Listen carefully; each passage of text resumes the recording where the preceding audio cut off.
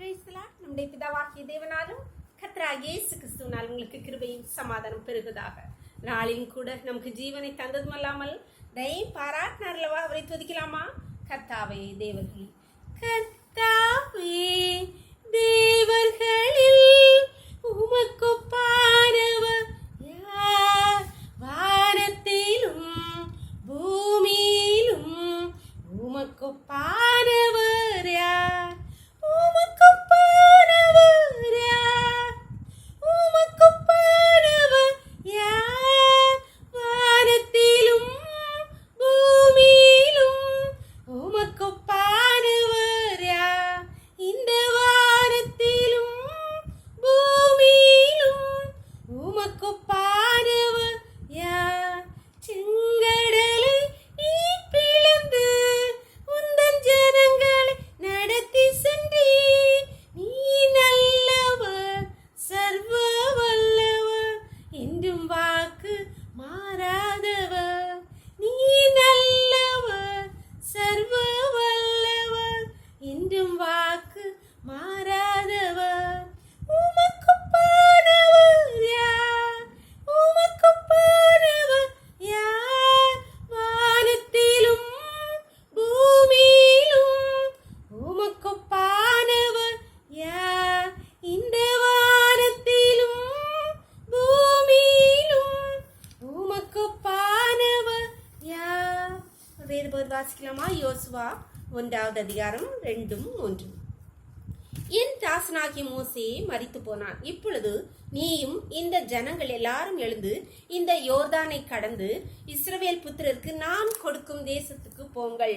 நான் மோசேக்கு சொன்னபடி உங்கள் காலடி மிதிக்கும் எவ்விடத்தையும் உங்களுக்கு கொடுத்தேன்.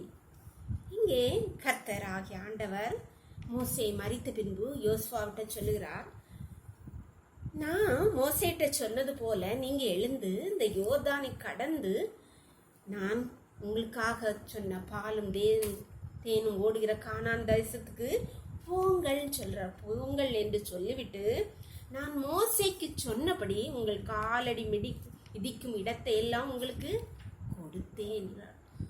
போன பிறதான் தருவேன் இல்லை, போங்க நான் உங்களுக்கு தந்துட்டேன் அப்படின்னு சொல்றார்.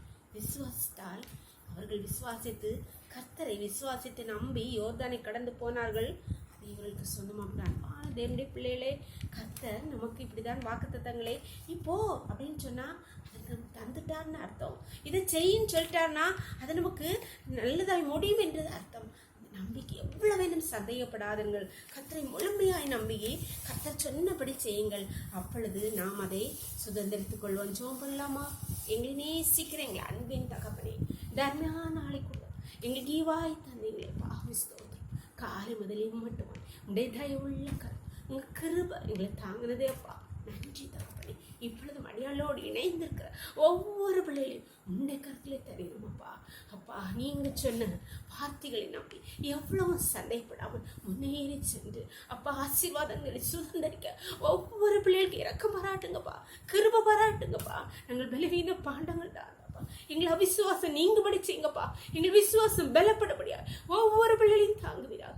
ஒவ்வொருடைய கருத்திலே தாழ்த்தி தரணும். இந்த ரொக்களை மூடி மறைச்சிக்கோங்க.